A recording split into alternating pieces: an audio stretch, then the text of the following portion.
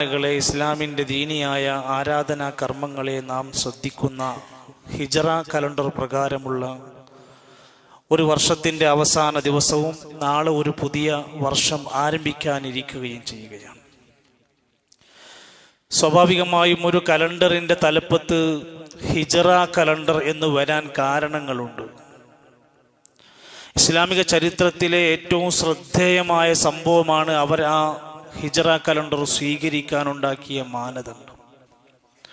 ഒട്ടനേകം സംഭവങ്ങൾക്കിടയിൽ നിന്ന് ഹിജറയെ തന്നെ സെലക്ട് ചെയ്യാനുള്ള കാരണങ്ങൾ എന്തായിരിക്കും? അവർക്കൊരിക്കലും മറക്കാൻ കഴിയാത്ത, ആ നാട്ടിൽ അന്ന് ഹിജറ പോയ കുട്ടികൾക്ക് പോലും വിസ്മരിക്കാൻ പറ്റാത്ത ചരിത്ര സംഭവമാണ് ഹിജറ.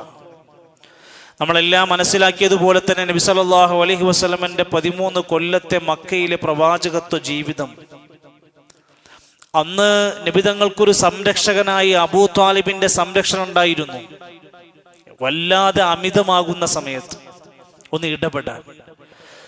പക്ഷെ അബൂ ത്വാലിബിന്റെ മരണം കഴിഞ്ഞതോടുകൂടെ അക്രമ പരമ്പരകൾ അധികരിക്കുകയും നബിതങ്ങളെ കൊല്ലാൻ അല്ലെങ്കിൽ ഇസ്ലാം സ്വീകരിച്ചവരെ മുഴുവൻ മർദ്ദിച്ചില്ലാതെയാക്കാനുള്ള ശക്തമായ ശ്രമങ്ങൾ അവിടെ ഉണ്ടായി.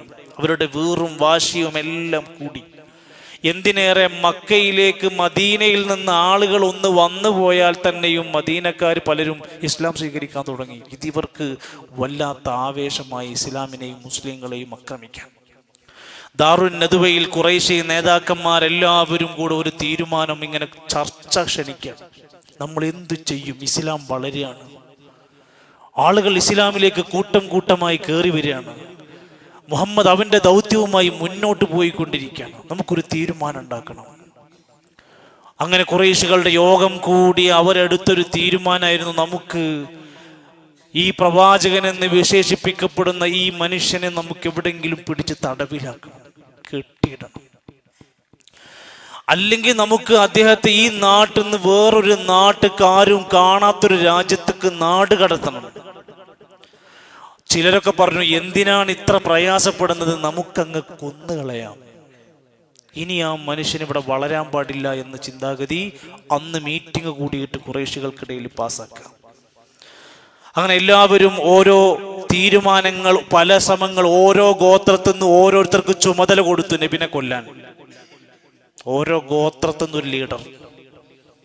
അങ്ങനെ പലർക്കും ഡ്യൂട്ടി വരെ വിഭജിച്ചു കൊടുത്തു. അത്രമാത്രമുള്ള പദ്ധതികൾ ഉണ്ടായി.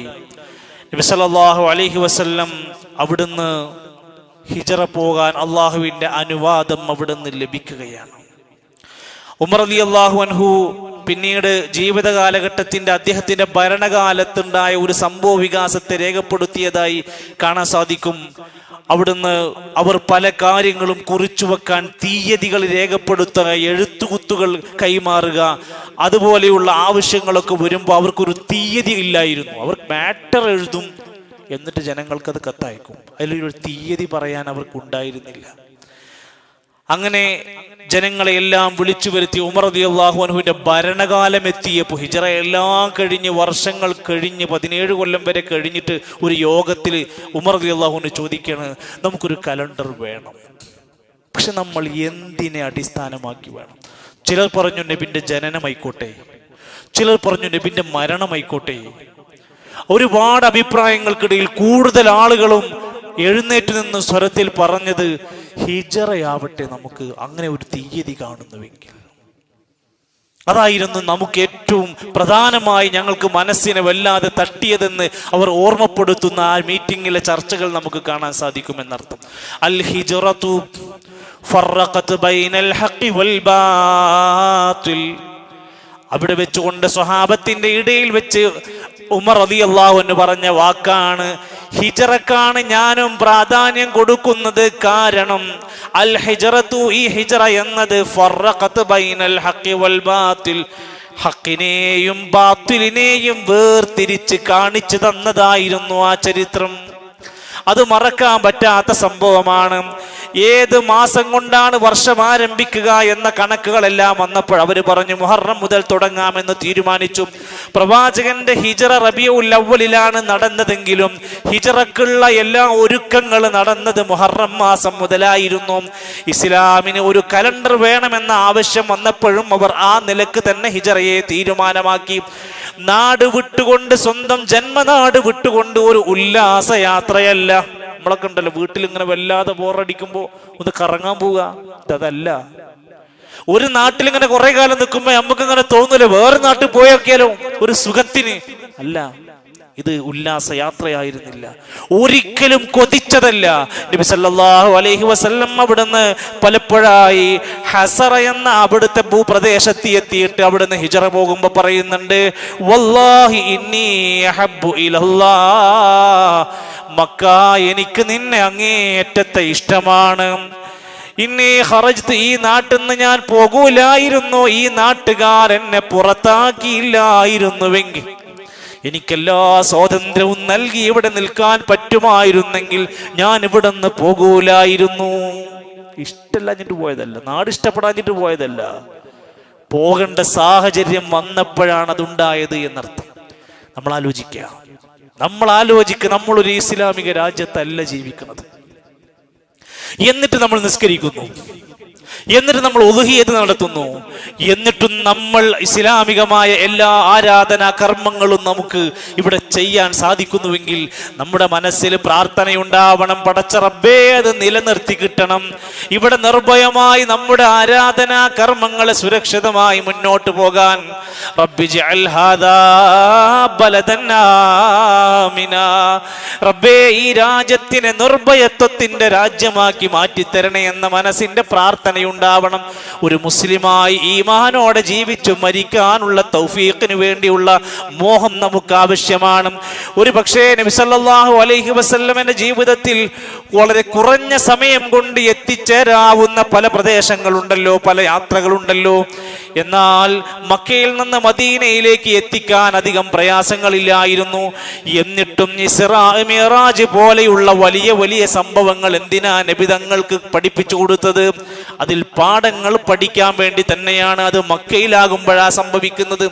1447 വർഷം മുമ്പ് നടന്ന ഒരു ചരിത്രം ഖിയാമത്ത് നാൾ വരെയുള്ള വിശ്വാസികൾക്ക് പാഠമാണ്.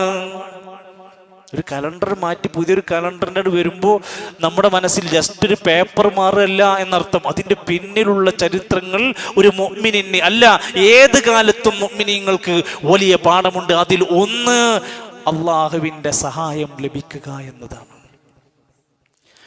ഒരു രക്ഷയുമില്ല എന്ന് പറയില്ലേ, രക്ഷപ്പെടാൻ ഒരു പഴുതുമില്ലാത്ത മക്കക്കാരുടെ ഇടയിൽ നിന്ന് അവർ അറിയാതെ ആ വീട്ടിൽ നിന്ന് പുറത്തിറങ്ങി ഹിജറയുടെ വഴിയോരങ്ങളിലൂടെ നടന്നു നീങ്ങാൻ എന്ത് വൈഭവമാണ് അവരുടെ കയ്യിലുണ്ടായിരുന്നത്. അള്ളാന്റെ സഹായം കിട്ടി. നമ്മൾ എവിടെയാവട്ടെ നസ്റുള്ള അള്ളാന്റെ സഹായം ലഭിക്കുക. നബി തങ്ങളുടെ വീട് ശത്രുക്കൾ വളഞ്ഞിരുന്നു. ഒന്ന് പുറത്തിറങ്ങിയാൽ നബിനെ വധിച്ചു കളയാനുള്ള പദ്ധതികൾ ഉണ്ടായിരുന്നു. അവർ പല തന്ത്രങ്ങൾ മെനഞ്ഞിരുന്നു. അള്ളാന്റെ ഖുർആൻ പറയാണ് വയം ഖുറൂന, അവർ പല തന്ത്രങ്ങളും നബിനെ ഇല്ലാതാക്കാൻ ചെയ്തിരുന്നു. വയം ഖുറുല്ലാ, മറുഭാഗത്ത് അള്ളയും ചില തന്ത്രങ്ങളൊക്കെ നടത്തി. അവസാനം വല്ലാഹു ഖൈറുൽ മാകിരീൻ,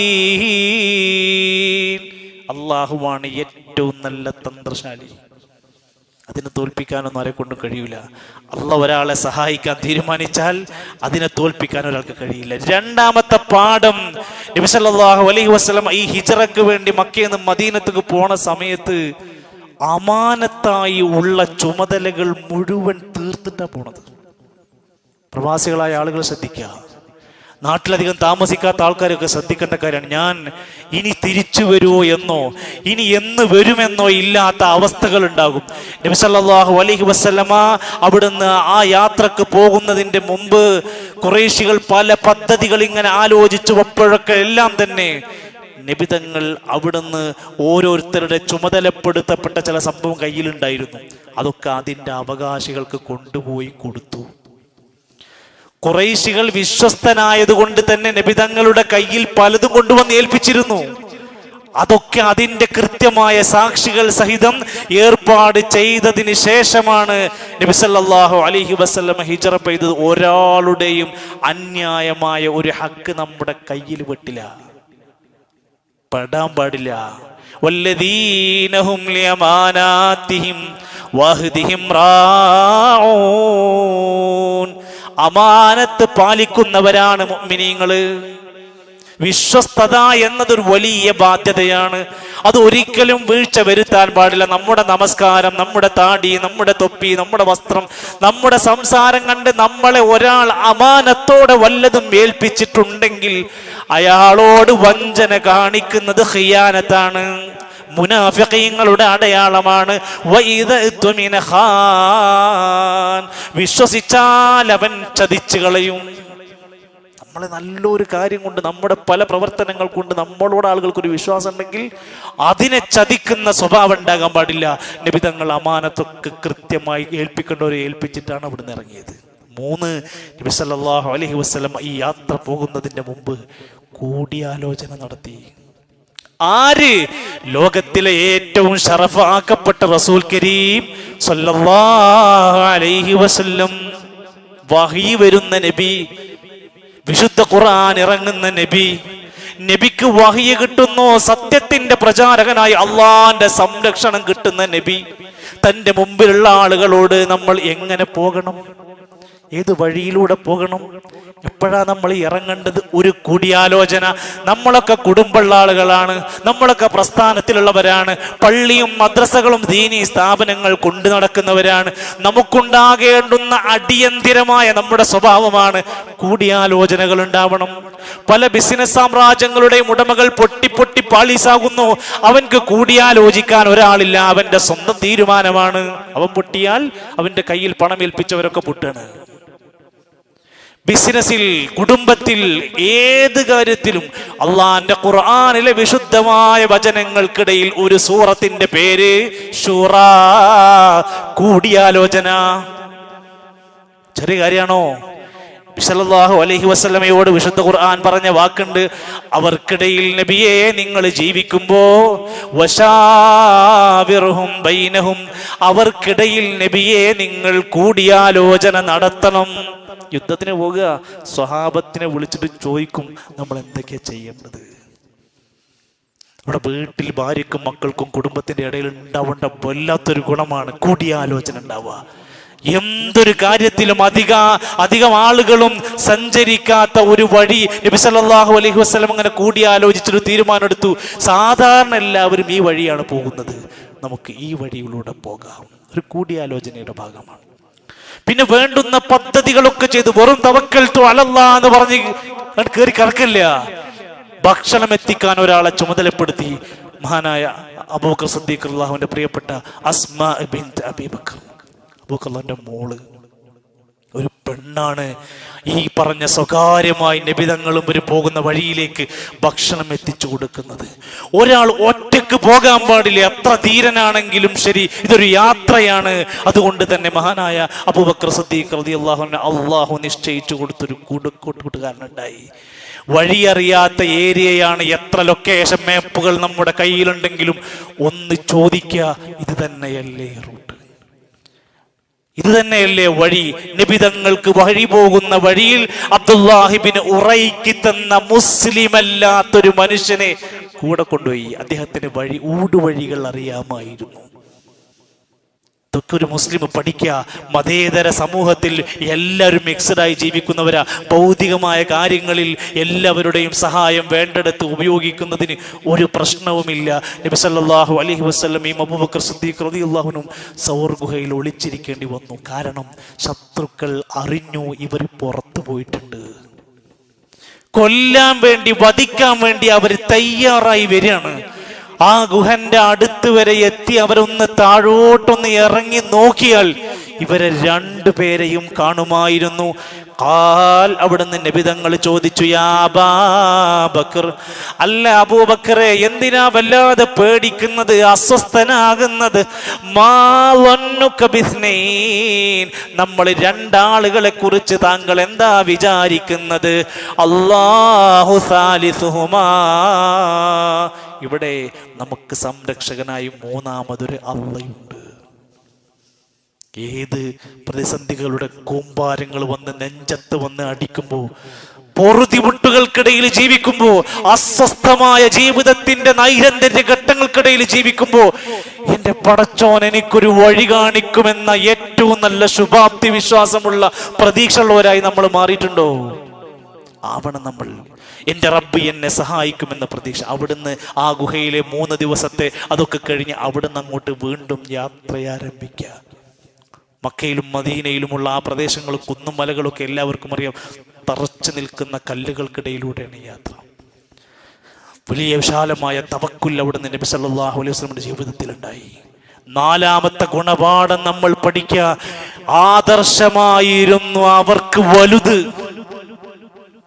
എൻ്റെ വീട്, എൻ്റെ കുട്ടി, എൻ്റെ ഭാര്യ, അവരൊക്കെ വിട്ട് ഞാൻ പോവേ? അവർക്ക് തോന്നിയില്ല. ആദർശമാണ് വലുത്, ദീനാണ് വലുത്. മഹാനായ സുഹൈബ് റൂമി റളിയല്ലാഹു അൻഹു, അദ്ദേഹം മക്കയിലേക്ക് റോമിൽ നിന്ന് വന്ന മനുഷ്യനാണ്. മക്കയിൽ വന്ന് ഒരുപാട് സമ്പത്തുണ്ടാക്കി, നല്ല മിടുക്കനായ കച്ചവടക്കാരനായി. സുഹൈബ് റൂമി മക്കയിൽ നിന്ന് ഹിജറ പോകുന്ന സമയത്ത് ഖുറൈശികൾ അദ്ദേഹത്തെ ഫോളോ ചെയ്ത് പിടിച്ചു വെച്ചിട്ട് ചോദിച്ചു, ദരിദ്രനായി മക്കയിൽ വന്ന സുഹൈബേ, നീ ഇവിടുന്ന് പോകുന്നുണ്ടെങ്കിൽ ദരിദ്രനായിട്ടേ പോകാൻ പാടുള്ളൂ, പണം മുഴുവൻ ഞങ്ങൾക്ക് തരണം. നീണ്ട ആയുഷ്കാലം മുഴുവൻ സമ്പാദിച്ച സമ്പാദ്യം ഞങ്ങൾക്ക് തരാതെ ഈ മക്ക വിട്ടു പോകാൻ സുഹൈബേ നിനക്ക് സാധ്യമല്ല, കൊന്നുകളയും ഞങ്ങൾ. കൊടുക്കോ? മഹാനായ സുഹൈബ് റൂമി പറഞ്ഞു, ഞാനത് തരാം. ഞാൻ ഉണ്ടാക്കിയ കൂമ്പാരങ്ങൾ എനിക്ക് വേണ്ടെന്ന് വെക്കാൻ, എനിക്കെൻ്റെ ദീനൊന്ന് നിലനിർത്തി ദീനിയായി ജീവിക്കണമെന്നാ പ്രഖ്യാപിച്ചത്. അദ്ദേഹം കൃത്യമായി നിർദ്ദേശം കൊടുത്തു. സ്വത്തുക്കൾ അവർക്ക് വിട്ടുകൊടുത്തു. അവർ പല നിലക്കുമുള്ള ദേഹോപദ്രവങ്ങളിലേക്ക് പോകുമെന്ന അവസ്ഥയിലേക്ക് എത്തി. പല വാഗ്ദാനങ്ങൾ പറഞ്ഞ് പിന്തിരിപ്പിക്കാൻ നോക്കി. പക്ഷെ അവിടെ നിന്നെല്ലാം വിട്ടുപിരിഞ്ഞ് ആ സ്വത്ത് മുഴുവൻ അവർക്ക് വഴി കാണിച്ചു കൊടുത്ത്, നിങ്ങളത് എടുത്തോളൂ, ഞാനത് മോഹിക്കുന്നില്ല. അള്ളാന്റെ ഖുർആനിൽ ആയത്തിറങ്ങി, വമിനന്നാസ്, മനുഷ്യരിൽ ചിലരുണ്ട്, മയ്യശ്രീ നഫ്സഹു ബിതിഗാ മർളാത്തില്ലാ, അള്ളാന്റെ തൃപ്തി കിട്ടാൻ വേണ്ടി സ്വന്തം ജീവനെ വിറ്റുകൊടുക്കുന്നവരാണ്. വല്ലാഹു റഊഫും ബിൽ ഇബാദ്, അള്ളാഹു അവിടുത്തെ ദാസന്മാരോട് നല്ല ദയ ഉള്ളവൻ തന്നെയാണ്. മഹാനായ റസൂൽ സല്ലല്ലാഹു അലൈഹി വസല്ലം ഒരുപാട് മുമ്പിലാണ് ഈ വാർത്ത അറിഞ്ഞ. നബി തങ്ങൾ പറഞ്ഞു, റബിഹ സുഹൈബ്, റബിഹ സുഹൈബ്. നമ്മളാണെങ്കിൽ പറയും, എന്തൊരു പൊട്ടനാണ് അയാൾ, ഇത്രയും പണമൊക്കെ അവർക്ക് കൊടുത്തു പോവുകയാണോ?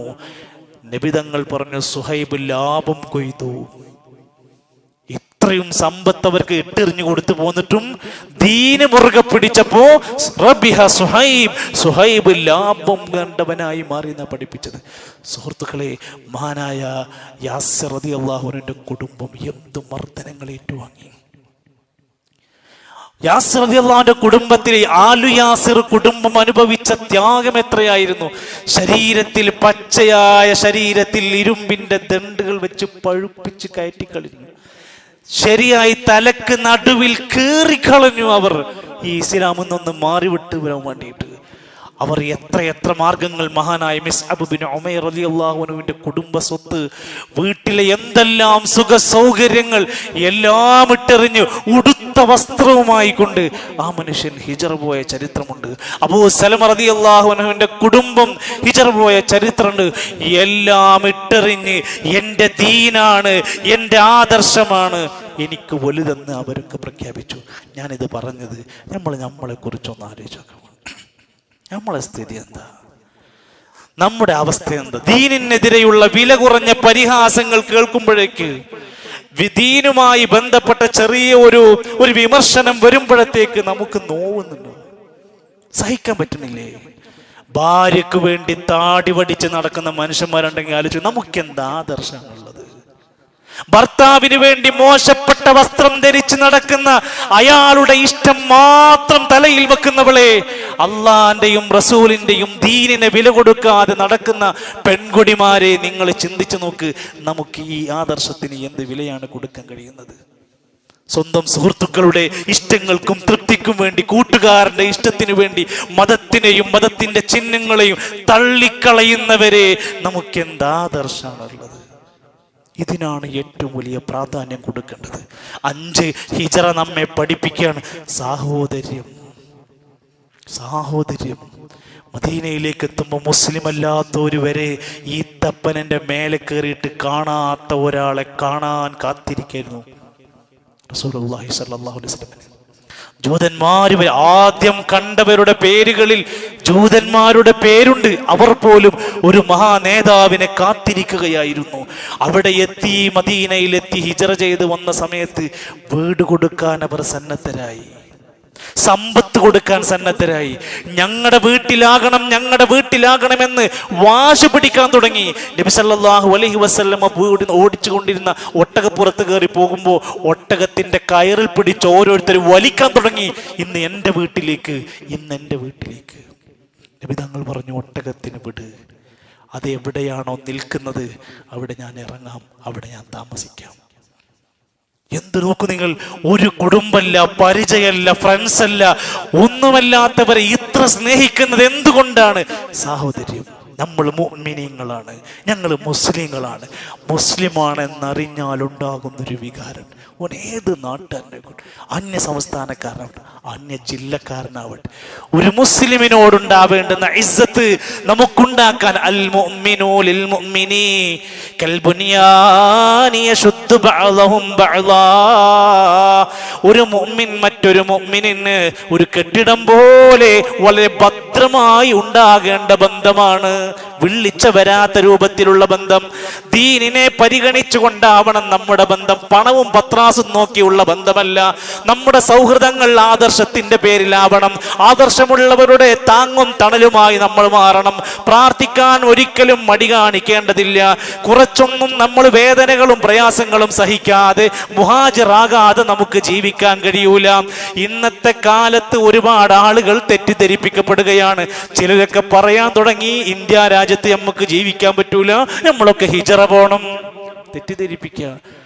ഇവിടെ ഇസ്ലാമികമായി ഇപ്പോഴും നിലവിലെ സാഹചര്യത്തിൽ നമുക്ക് ഇപ്പോൾ ഇവിടെ മുസ്ലിമായി ജീവിക്കാൻ പറ്റുന്നുണ്ട്. പിന്നെ എന്തിനൊരു തെറ്റിദ്ധരിപ്പിക്കൽ നടന്നുകൊണ്ടിരിക്കുന്നു? ഹിജറയുടെ അടിസ്ഥാന ഘടകം, ഇന്ന് നമ്മൾ ചെയ്യേണ്ടുന്ന ഹിജറ നാട് വിട്ടുപോക്കല്ല. ഇന്ന് നമ്മൾ ചെയ്യേണ്ടത് ഇസ്ലാം വിധിവിലക്കുകൾ പറഞ്ഞ തിന്മകൾ ഒരുപാട് പേര് അധികരിപ്പിച്ചു കൊണ്ടിരിക്കുന്ന ഒരു കാലഘട്ടത്തിൽ ഇന്നൽ മുഹാജിറ മൻ ഹജറ മാ നഹല്ലാഹു അൻ. ഒരു മുഹാജിർ എന്ന് പറഞ്ഞാൽ അവൻ തൻ്റെ തിന്മകളോട് വിട്ടുനിൽക്കലാണ് ഇന്നത്തെ ഹിജറ.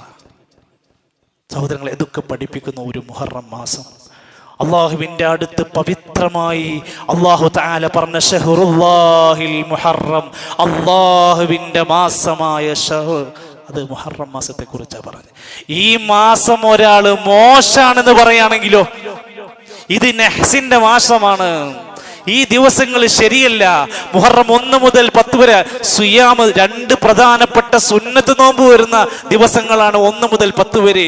പക്ഷേ ആരൊക്കെയോ തെറ്റിദ്ധരിപ്പിക്കപ്പെട്ട് മഹാനായ ഹുസൈൻ റളിയല്ലാഹു അൻഹുവിനെ മുഹറം 10ന്റെ അന്ന് കർബലയിൽ വെച്ചുകൊണ്ട് കൊല്ലപ്പെട്ടപ്പോൾ ഷിയാക്കൾ പറഞ്ഞു, ഞങ്ങൾക്ക് മുഹറം 10 നഹ്സാണ്, മോശപ്പെട്ട ദിവസമാണ്, കരിങ്കൊടിയുടെ ദിവസങ്ങളാണ്. എന്നാൽ കേരളത്തിൽ നമുക്കെന്തിനാണ് നഹ്സ്? ആലോചിച്ചോക്ക്.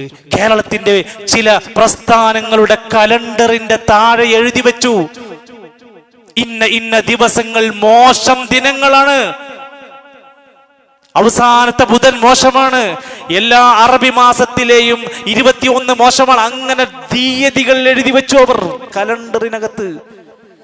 അതിൽ ദുൽഹിജ്ജയിലെ ദിവസങ്ങൾ എഴുതി വെച്ചു, റമദാനിലെ ദിവസങ്ങൾ എഴുതി വെച്ചു. എന്ത് മോശം ദിനങ്ങളാണ്. എന്തിനേറെ ഇക്കഴിഞ്ഞ ദിവസങ്ങളിൽ പെരുന്നാൾ വന്നത് ശനിയാഴ്ചയായിരുന്നു.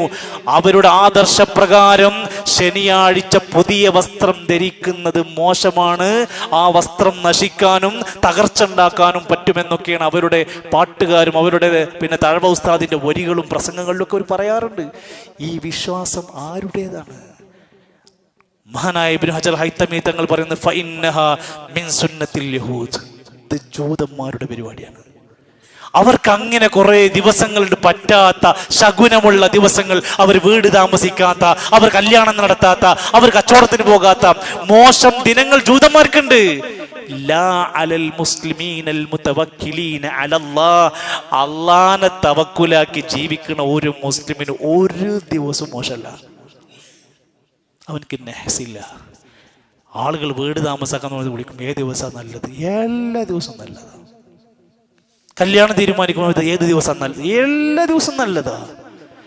നമ്മൾ പ്രഭാതത്തിൽ തവക്കുലാക്കി പ്രാർത്ഥനകളും ദിക്റുകളും ചൊല്ലി ഖുർആൻ പാരായണം ചെയ്ത് ജീവിക്കുന്ന എല്ലാ ദിവസവും നമ്മൾ നന്മയിലാണ്. നമ്മൾ ഇതൊന്നുമില്ലാതെ ഏത് ദിവസം നല്ലത് നോക്കിയാലും നമുക്കതിൽ മോശക്കേടുകളെ വരൂ. അള്ളാഹുവിൻ്റെ സംരക്ഷണത്തിന് നമ്മൾ കാരണക്കാരാവണം. അള്ളാഹുവിൻ്റെ ദീനിനെ നമ്മൾ പഠിക്കണം. ഇസ്ലാമിൻ്റെ ഷിആറുകൾ നമുക്ക് ബഹുമാനിക്കാൻ കഴിയണം. അള്ളാഹു നമുക്ക് നൽകിയ ഈ വിവരവും കഴിവും ശേഷിയും എല്ലാം അള്ളാഹുവിൻ്റെ ഇഷ്ടപ്പെട്ട ഒരു ദാസനായി മാറുവാനുള്ള ശ്രമമായി മാറണം. അള്ളാഹു നമ്മെ സഹായിക്കുമാറാകട്ടെ.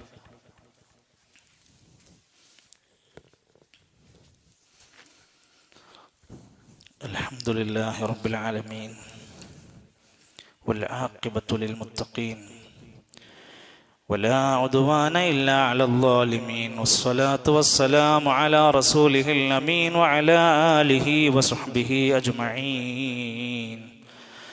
أيها الإخوة والأخوات أوصيكم وإياي ثانيا بتقوى الله.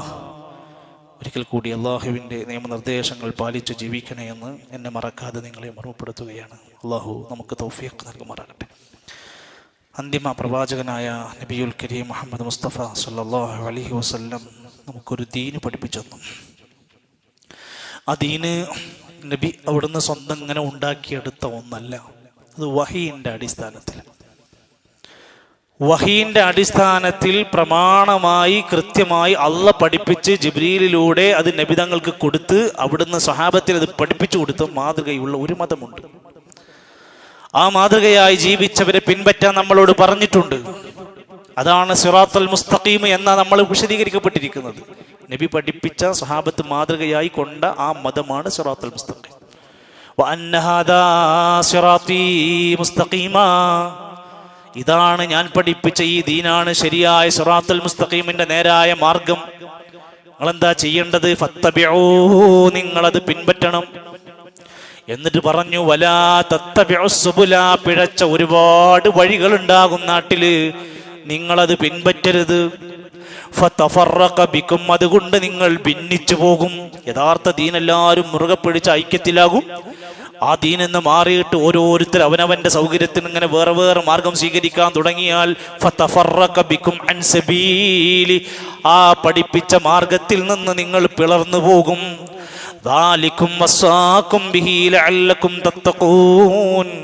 ഇത് നിങ്ങൾ തഖ്വയുണ്ടാകാൻ വേണ്ടി നിങ്ങൾക്ക് അല്ലാഹുവിന്റെ വസിയത്താണ്. സിറാത്തുൽ മുസ്തഖീം മുറുകെ പിടിക്കാനാ പറഞ്ഞിരിക്കുന്നത്. എന്നാൽ ഇതിൽ നിന്ന് മാറിയിട്ട് മുമ്പ് കാലം മുതലേ ഓരോരുത്തരും അവരവരുടെ യുക്തി കൊണ്ട് ചില ആശയങ്ങൾ ഉണ്ടാക്കും.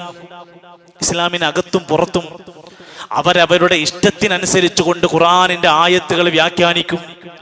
അവരവരുടെ താല്പര്യങ്ങൾക്ക് അനുസരിച്ചുകൊണ്ട് ഹദീസുകൾ ദുർവ്യാഖ്യാനിക്കും. അങ്ങനെ പുതിയ പുതിയ സംഘങ്ങളായി തിരിഞ്ഞുപോയ ബിദ്അത്തിൻ്റെതായ കക്ഷികൾ നാട്ടിലെമ്പാടുമുണ്ട്. അല്ലാഹുവിന്റെ പ്രമാണങ്ങളെ ശരിയായ രൂപത്തിൽ നിന്ന് മനസ്സിലാക്കാതെ പോയാൽ മാ അന അലൈഹിൽ യൗമ വസ്ഹാബി, ഞാനും എൻ്റെ സ്വഹാബത്തും നിലക്കൊണ്ട മാർഗമാണ് ശരിയുടെ സത്യത്തിന്റെ മാർഗം. അതിന്ന് തെറ്റിയിട്ട് അവരവരുണ്ടാക്കുന്ന ഓരോ ആശയങ്ങളും അവരുടെ അനുയായികളെയും പിൻപറ്റി നടന്നാൽ നാശത്തിലേക്കാണ് ഒരു മുഅ്മിന് പോവുക. അങ്ങനെ ചരിത്രത്തിൽ കാണാൻ സാധിക്കും. ഖവാരിജ് എന്ന് പറയുന്ന ഒരു സംഘം ഉണ്ടായി. അവർ ഹിജറ 37 കൂഫയിലാണ് തുടക്കം കുറിച്ചത്. നബി തങ്ങളുടെ വഫാത്ത് കഴിഞ്ഞ് അലി റളിയല്ലാഹു അൻഹുവിന്റെ ഭരണം നടക്കുന്ന കാലത്ത് ഹിജറ 37 ഒരു സംഘം പൊട്ടിപ്പുറപ്പെട്ടു. അവർ പറഞ്ഞു, അലി റളിയല്ലാഹു അൻഹു ശരിയല്ല. ഹിജറ 37 തുടങ്ങിയിട്ടുണ്ട്. ഇസ്ലാമിക ഭരണാധികാരിയായിരുന്ന അലി റളിയല്ലാഹു അൻഹുവിന്റെ നെഞ്ചത്തേക്കായിരുന്നു അദ്ദേഹം ശരിയല്ല.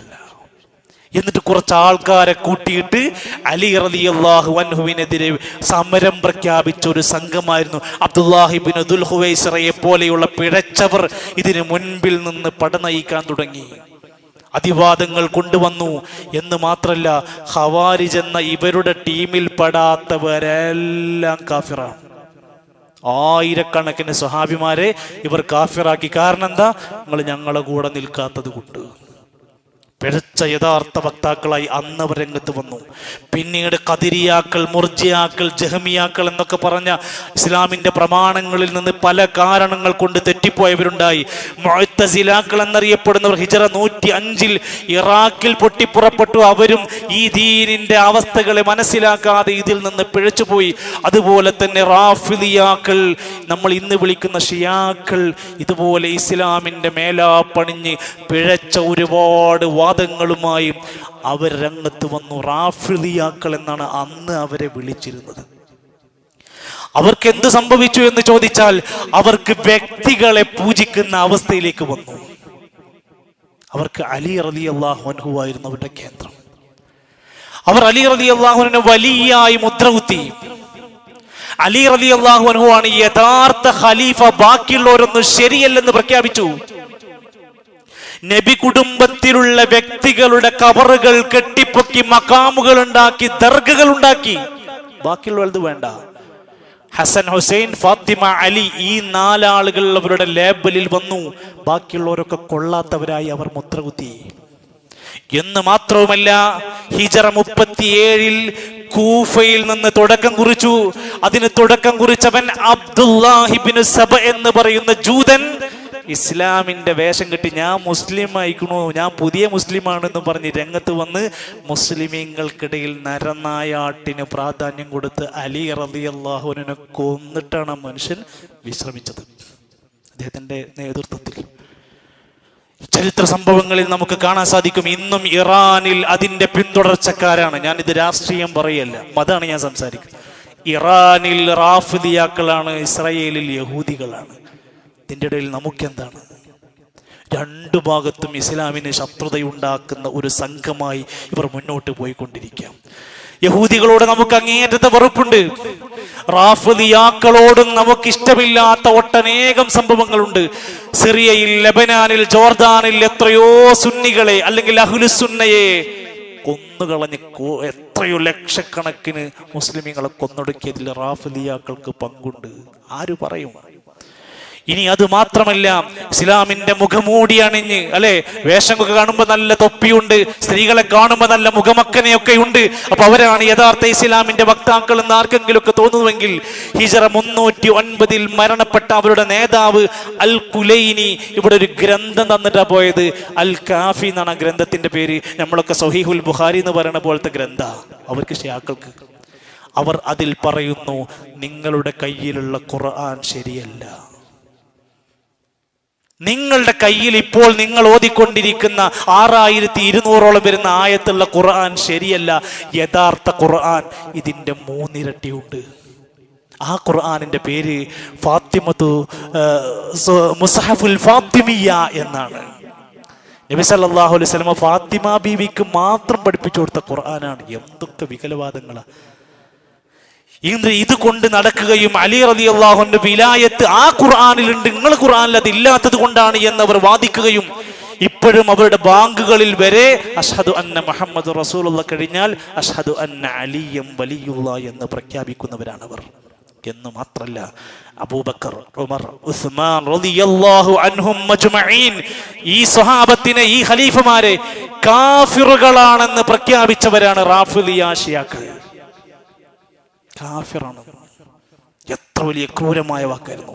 എന്തിനേറെ മഹാനായ ഉമർ ഖത്താബ് റളിയല്ലാഹു അൻഹുവിനെ കൊന്ന് ക്രൂരമായ കൊലപാതകം ചെയ്തിട്ട് ആ മനുഷ്യൻ ഇസ്ലാമിന്റെ ശത്രുവായ അബൂ ലുഅ്ലുഅ എന്ന ഉമർ റളിയല്ലാഹു അൻഹുവിന്റെ ഘാതകന്റെ മഖാമുണ്ടാക്കിയിട്ട് ആ മഖാമിനെ റളിയല്ലാഹു അൻഹു എന്ന് പറഞ്ഞ് പ്രശംസിക്കുന്നവരാണ് ഷിയാക്കൾ. നമുക്ക് കാണുമ്പോൾ എല്ലാവർക്കും നല്ല മൊഞ്ച. പഠിക്കണം ഇതിന്റെ യഥാർത്ഥ ചരിത്രം. ഇവരുടെ ഓരോ ആചാരങ്ങളും അനുഷ്ഠാനങ്ങളും പതുക്കെ പതുക്കെ നമ്മൾ പറഞ്ഞ നഹ്സ്വാദവും അതുപോലെ തന്നെ മഖാമുകളും ഉറൂസുകളും മറ്റു മാലകളും ഗദ്യങ്ങളും ഒക്കെ ഉണ്ടാക്കുന്നതിൽ കേമന്മാരാണ് ഷിയാക്കൾ. അവർ പതുക്കെ പതുക്കെ ഈ രംഗത്തേക്ക് കൊണ്ടുവരികയാണ് എന്ന് മനസ്സിലാക്കുമ്പോൾ നമ്മൾ എന്താണ് ചെയ്യേണ്ടത്? ഒരിക്കലും ഇവരെ പ്രശംസിക്കുന്നവരായി നമ്മൾ മാറരുത്. പ്രിയപ്പെട്ടവരെ, മക്കയും മദീനയും പിടിച്ചടക്കി തകർക്കാൻ ശ്രമിക്കുന്നവരാണ് റാഫിദിയ ഷിയാക്കൾ. അവരെ പ്രശംസിക്കുന്ന അവരോട് ഇങ്ങനെ ചെറിയ ചെറിയ വീഡിയോസ് ഒക്കെ ഇങ്ങനെ കിട്ടുമ്പോൾ നമുക്ക് ഒരു കൺകുളിർമ തോന്നുന്നുണ്ടെങ്കിൽ അറിഞ്ഞോളുക അവരുടെ അകത്തുള്ള അവരുടെ ആശയ പാപ്പരത്വവും എത്രത്തോളം എന്ന് വെച്ചാൽ അവർക്ക് ഇസ്രായേലിനേക്കാൾ അവർക്ക് വെറുപ്പുള്ളവരാണ് സൗദിയും ഖത്തറും ബഹ്റൈനും ഒമാനും അടങ്ങുന്ന GCC രാജ്യങ്ങൾ. പതുക്കെ പതുക്കെ അവർ ഉപദ്രവിക്കുമെന്നുള്ളത് ചരിത്രം കൊണ്ട് നമുക്കറിയാവുന്ന കാര്യങ്ങളാണ്. എൻ്റെ പ്രിയപ്പെട്ടവരെ, ഇവിടെ ബുദ്ധിയുള്ള നമ്മളൊക്കെ ചിന്തിച്ചു നോക്കുക. ഇറാനിന്റെ ചരിത്രം പഠിച്ചിട്ടുണ്ടോ നിങ്ങൾ? ഇറാനിൽ നമ്മൾ ഇന്ന് പറയുന്നത് പോലെ ഈ യഥാർത്ഥ ഖുർആനിന്റെ വക്താക്കൾക്ക് പള്ളിയില്ല. ജൂതന്മാർക്ക് 25-30 സിനഗോഗുകളുണ്ട്. ഷിയകളുടെ പള്ളികളല്ലാത്ത മറ്റൊരു പള്ളി അവിടെ അവർ കൊടുക്കൂല. അത്രക്ക് ശക്തമായ വലിയ വിമർശനത്തിന്റെ വക്താക്കളായ അവർ ഇന്ന് നമുക്ക് ആർക്കെങ്കിലും തോന്നണം അവരാണ് ചുണക്കുട്ടികൾ, അവരാണ് ആൺകുട്ടികൾ എന്നൊക്കെ തോന്നുന്നുണ്ടെങ്കിൽ നമ്മൾ ഒന്ന് പഠിക്കാൻ ശ്രമിക്കുക. എത്രയോ സൗദി അറേബ്യയിൽ ചെയ്ത എത്രയോ നന്മകളുണ്ട്, എത്രയോ ചർച്ചകളിൽ പങ്കെടുത്തിട്ടുണ്ട്, എത്രയോ ഇസ്ലാമികമായ ഫലസ്തീൻ അടക്കമുള്ള വിഷയങ്ങൾക്ക് പ്രാതിനിധ്യം കൊടുത്ത ഒട്ടനേകം സംഭവമുണ്ട്. അതൊന്നും നമ്മളാരും വാർത്തകളിലൂടെ മാധ്യമങ്ങളിലൂടെ അറിയില്ല, നമ്മളാരും അത് പ്രചരിപ്പിക്കുക പോലുമില്ല. എങ്കിൽ അറിയുക, അള്ളാഹുവിൻ്റെ ഈ ദീനിനെ യഥാർത്ഥ രൂപത്തിൽ പഠിച്ച് അതിൻ്റെ പ്രമാണങ്ങളുടെ കൂടെ നിൽക്കാനാണ് ഒരു മുഅ്മിനിൻ്റെ മനസ്സ് എപ്പോഴും ശ്രമിക്കേണ്ടത്. ഒരു രാജ്യത്തും യുദ്ധം ഉണ്ടാവാൻ ആഗ്രഹിക്കുന്നില്ല. എല്ലാം നിരപരാധികളാണ് വധിക്കപ്പെടുന്നത്, പിഞ്ചു കുട്ടികളാണ്. എല്ലാ രാജ്യത്തെയും നമ്മൾ വായിച്ചു നോക്കും, നിരപരാധികളാണ് പീഡിപ്പിക്കപ്പെടുന്നത്. ഒരു നാടിനെ നശിപ്പിക്കുകയാണ്. അതുകൊണ്ട് അവിടെ യുദ്ധങ്ങൾ ഉണ്ടാകണമെന്നല്ല നമുക്ക് പറയാനുള്ളത്. നമുക്ക് ജയങ്ങളും പരാജയങ്ങൾക്കപ്പുറത്ത് നാട്, രാജ്യം, ലോകം യുദ്ധമില്ലാത്ത സമാധാന ഭൂമിയായി മാറേണ്ടതുണ്ട്. അല്ലാഹു സുബ്ഹാനഹു വ തആല വിവേകമുള്ള, പക്വതയുള്ള, ചിന്താശേഷിയുള്ള നല്ലവരായ മുഅ്മിനീങ്ങളിൽ, മുസ്ലിമീങ്ങളിൽ നമ്മെ എല്ലാം ഉൾപ്പെടുത്തി അനുഗ്രഹിക്കുമാറാകട്ടെ. ലോകത്ത് പ്രയാസപ്പെടുന്ന ഒരുപാട് ആളുകൾ, അല്ലാഹുവേ അവരുടെ പ്രയാസങ്ങളെ നീ മാറ്റിക്കൊടുക്കണേ റഹ്മാനെ. നമ്മുടെ ദീനിൻ്റെ ഏറ്റവും പ്രധാനപ്പെട്ട ഒരു കേന്ദ്രം എന്ന നിലക്ക് പള്ളികൾ ഏത് കാലഘട്ടത്തിലും നമ്മൾ സംരക്ഷണ ചുമതലയുള്ളവരാണ്. നമ്മൾ ഓരോരുത്തരും പള്ളി പരിപാലനത്തിൻ്റെ ഫണ്ടിലേക്ക് അകമഴിഞ്ഞ് ഉദാരമായി ആത്മാർത്ഥമായ ഒരു സംഭാവന, സഹായം ഇന്ന് നമ്മളെല്ലാവരും ചെയ്യേണ്ടതുണ്ട്. നമ്മുടെ വിദ്യാർത്ഥികൾക്ക് വേണ്ടി നടത്തുന്ന CRE എന്ന വിജ്ഞാന ക്ലാസ് എല്ലാ ഞായറാഴ്ചകളിലും 9:30 മണിക്ക് നടന്നു തുടങ്ങിയിട്ടുണ്ട്. പുതിയ ബാച്ച് ആരംഭിച്ചിട്ടുണ്ട്. വിദ്യാർത്ഥികളെ അതിലേക്ക് എത്തിക്കാൻ രക്ഷിതാക്കൾ ഓർമ്മപ്പെടുത്തുകയാണ്. വിശുദ്ധ ഖുർആനിൻ്റെ പഠനത്തിൻ്റെ ക്ലാസ്, പുതിയ സൂറത്ത് ഹജ്ജ് ആരംഭിച്ചിട്ടുണ്ട്. ജോയിൻ ചെയ്യാൻ പറ്റുന്ന ആളുകളൊക്കെ പരമാവധി ശനിയാഴ്ചകളിൽ സുബ്ഹ് നമസ്കാരത്തിന് ശേഷമുള്ള ക്ലാസ്സിലേക്ക് വരാൻ ശ്രമിക്കുക. അള്ളാഹു നമുക്ക് നല്ല അറിവും ഉൾക്കാഴ്ചയും അള്ളാഹു പ്രദാനം ചെയ്യുമാറാകട്ടെ. നമ്മിൽ നിന്ന് മരണപ്പെട്ടു പോയവർക്ക് അള്ളാഹു മഗ്ഫിറത്തും റഹ്മത്തും നൽകുമാറാകട്ടെ. രോഗികൾക്ക് അള്ളാഹു ശിഫ നൽകുമാറാകട്ടെ. നമ്മുടെ ജീവിത മേഖലകളിലെല്ലാം ഖൈറും ബറക്കത്തും നൽകുമാറാകട്ടെ. അള്ളാഹു നമ്മുടെ സൽക്കർമ്മങ്ങൾ സ്വീകരിക്കുമാറാകട്ടെ. പാപങ്ങളെല്ലാം അള്ളാഹുവെ ഞങ്ങൾക്ക് പുറത്ത് മാപ്പ് നൽകണേ റഹ്മാനെ. അള്ളാഹുവെ ഞങ്ങളോട് കരുണ കാണിക്കണേ റഹ്മാനെ. ലോകത്തുടനീളം സമാധാനം നീ നിലനിർത്തി തരണമേ റഹ്മാനെ. അള്ളാഹുവെ ഇസ്ലാമിൻ്റെ ശത്രുക്കളെ നീ പരാജയപ്പെടുത്തണമേ. അല്ലാഹുമ്മ ഗ്ഫിർ ലിൽ മുഅ്മിനീന വൽ മുഅ്മിനാത്ത് വൽ മുസ്ലിമീന വൽ മുസ്ലിമാത്ത് അൽ അഹ്യാഇ മിൻഹും വൽ അംവാത്ത്. അല്ലാഹുമ്മ അഇസ്സൽ ഇസ്ലാമ വൽ മുസ്ലിമീൻ വഅദില്ല ശിർക വൽ മുശ്രിക്കീൻ. اللهم دمر أعداءك وأعداء الدين. اللهم ربنا توفنا مسلمين والحقنا بالصالحين. ربنا آتنا في الدنيا حسنة وفي الآخرة حسنة وقنا عذاب النار. ربنا تقبل منا إنك أنت السميع العليم وتب علينا إنك أنت التواب الرحيم.